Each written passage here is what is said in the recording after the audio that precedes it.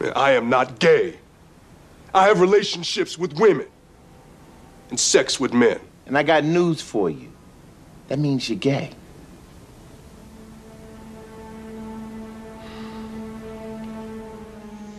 What's up, guys? Boy, Benny. We deal in reality in this show. And so here's the reality for Bud Light. For tens of millions of Americans, when you offer them a Bud Light, they will think this. This will be the only thing that is seared into the back of their minds for the conceivable future, probably for the rest of their lives. This is the #1 most destructive thing any brand has ever done to itself in my lifetime. You are never getting these customers back. These people will never touch Bud Light again. And the polls and the actual data show this, ladies and gentlemen. No matter who's conducting the poll, Bud Light has effectively lost between 30 to 40% of its market share. Bud Light sales still down 30% 6 months after Dylan Mulvaney disaster. We're coming up on a year now.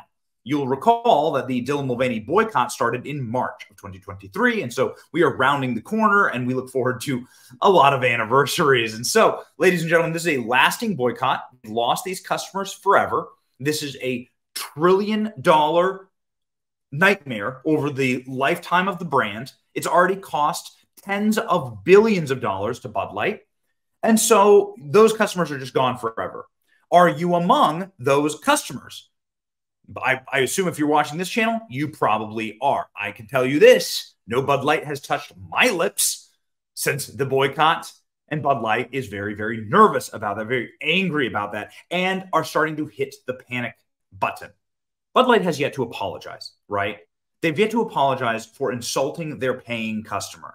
They've done everything except apologize. However, they've used old white guys in ads. First time I've ever seen a company do that in, since the woke renaissance of the last decade. So, not renaissance, actually, the woke regression, societal collapse and regression of the last decade. But nonetheless, Bud Light is now doing their level-headed best to do everything but apologize. They're this close. They're this close to actually apologizing to us. Okay, and here's the next biggest thing that they're doing.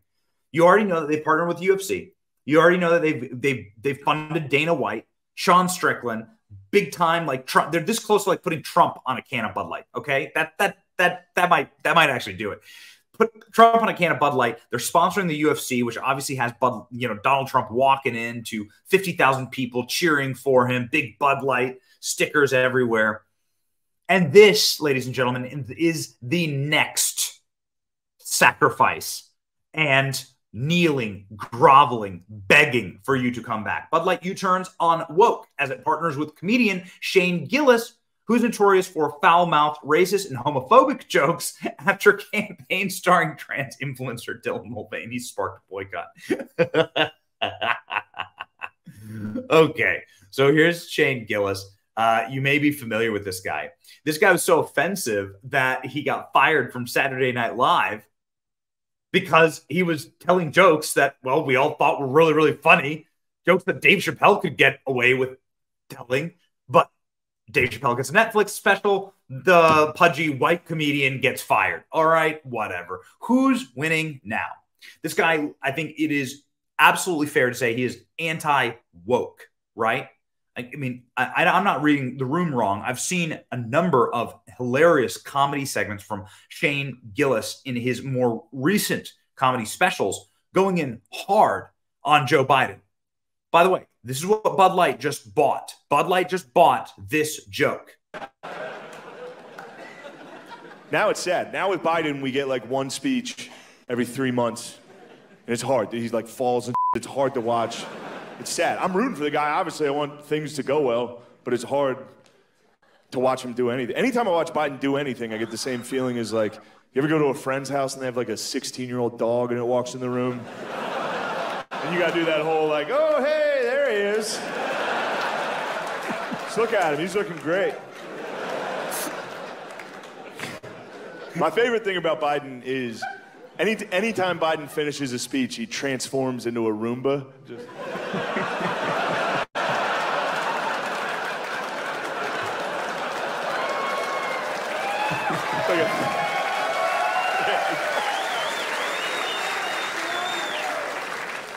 I miss it. I miss the Trump speeches.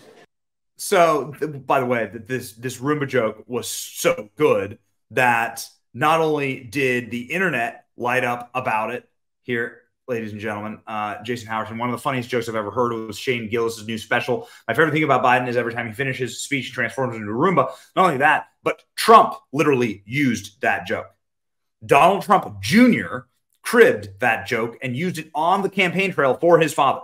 So Bud Light, his sponsor, is this close to effectively funding Donald, in part funding Donald Trump's presidential campaign. Watch. Coherent, but like borderline semi-coherent. In about 90 seconds, it wears off. And then, I forget who, I saw it somewhere. It was sort of the perfect, and Joe Biden turns into a Roomba.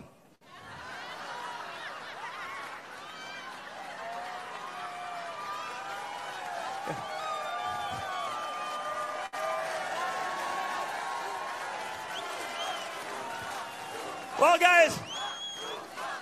Roomba. It's a Roomba. That's the chant. So Shane Gillis, if you're familiar with his comedy, I have never watched a Shane Gillis like comedy special, but I probably will now. I've just seen these clips, which are pretty great. Here is Shane Gillis, the new spokesperson for Bud Light, making Bud Light. Looks like he's pouring hops into a hopper there, chilling with the Clydesdales, getting a full like Bud Light tour. There's never been a brand that's been hit like this. Joe Rogan and Shane Gillis talk about effectively the Bud Light boycott. Shane Gillis totally understands this and clearly understands like what he's getting himself into and believes that maybe he is the face to flip, to turn around the brand. Well, I don't know. What do you think? The reaction to Gillis being announced, partnering with the beer brand, has been overwhelmingly positive on the Bud Light Instagram page. One person commented, greatest marketing comeback of all time, while another said, I mean, this could suffice as an apology. Another posted, all right, I guess I'll buy Bud Light. Now you guys win. Jeez. Okay, well, there you go. You guys are some cheap dates. I will tell you, Shane Gillis told one of my all-time favorite jokes ever. This joke about Donald Trump talking about the Abu Bakr al-Baghdadi raid just hits different now. I miss it. I miss the Trump speeches. Trump gave what I think was probably one of the greatest speeches of world leaders given. It's got to be up there with like Churchill, Gettysburg Address. Anyway, for real though, it was my favorite speech I've ever seen a president give. It was the night the United States killed the leader of ISIS. Trump comes out of the Situation Room at like midnight in the White House and he walks down that tunnel like and gives a press conference like he's giving a post-game NBA just killed a guy press conference. He walks up in front of the entire world at midnight and just goes, Abu Bakr al-Baghdadi is dead. He died like a dog. And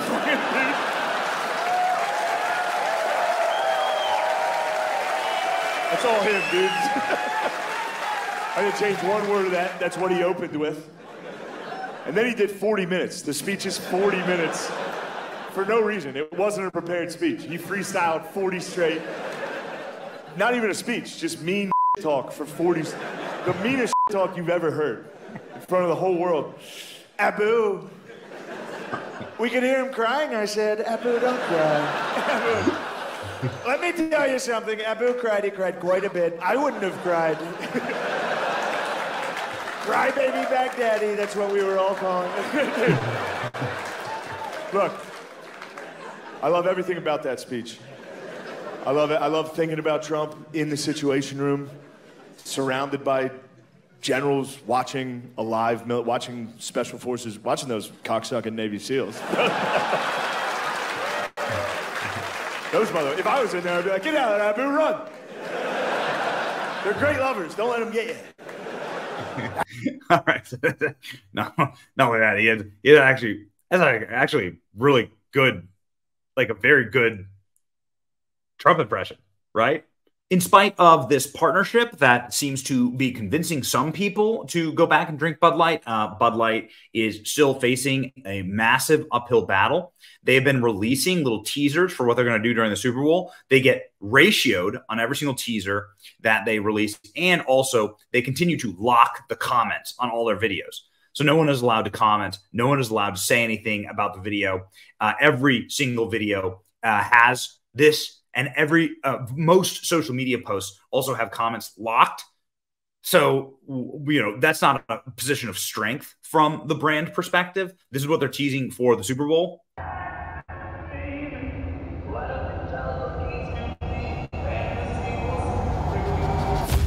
you? Let's go! So that's obviously Tom Brady. So they're going to add Tom Brady. This is Tom Brady. They're trying to tease it. This is Tom Brady as Elvis, I think, in a Bud Light Bud Light velour suit. So this is what they're going to do for the Super Bowl.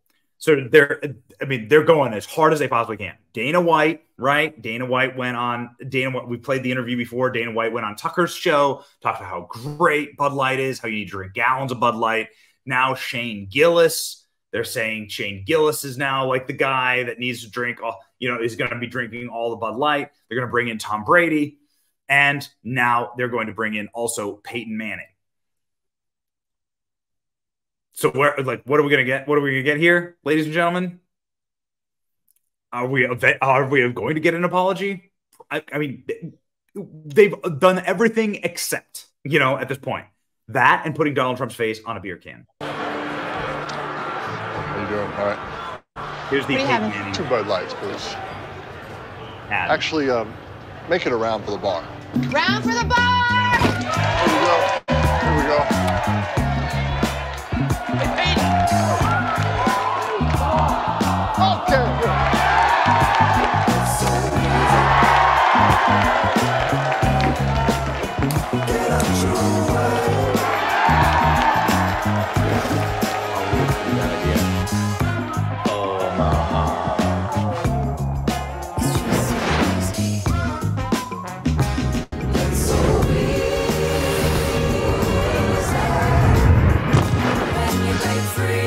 Smith. Touchdown!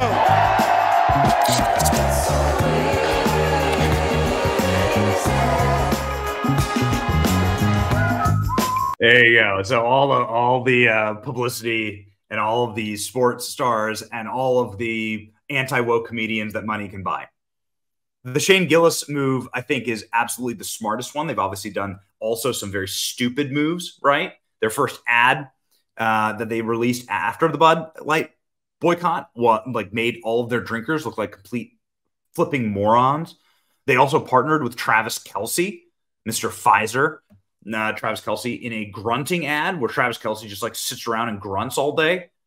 Not quite sure what this is about, but never found a check or a humiliation or a woke product that Travis Kelce wouldn't 100% dive right into. So yeah, on brand, I suppose, for both brands. But anyway, Travis Kelce didn't work. This was the first play that didn't work. And so now, ladies and gentlemen, they're going straight up anti-woke comedian that tells jokes about Joe Biden and praises Donald Trump. There you go. And Tom Brady is going to be the next one, who also loves Donald Trump. But just rip the Band-Aid off. Endorse Donald Trump, slap his face on a can. It'll be the hottest selling can in America. And then apologize. Do those two things simultaneously, and I think you'll get what you're looking for. Which what Bud Light is looking for is certainly not this, but this 30% to come back.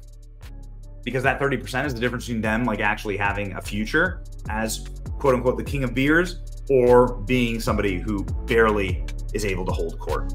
It's your boy Benny. Like, share, and subscribe. See ya.